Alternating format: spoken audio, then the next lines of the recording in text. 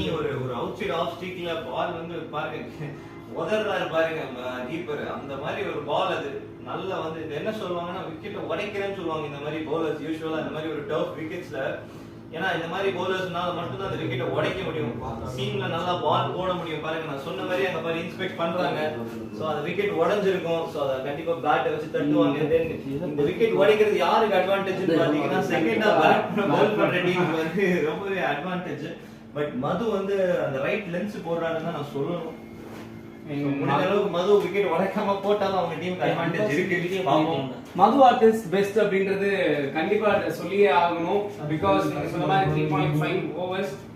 So அவரோட last over இப்போ வரைக்குமே எந்த ஒரு பவுண்டரிஸ் கொடுக்காம இருக்காரு. லாஸ்ட் பால் டு மது பாப்போம்.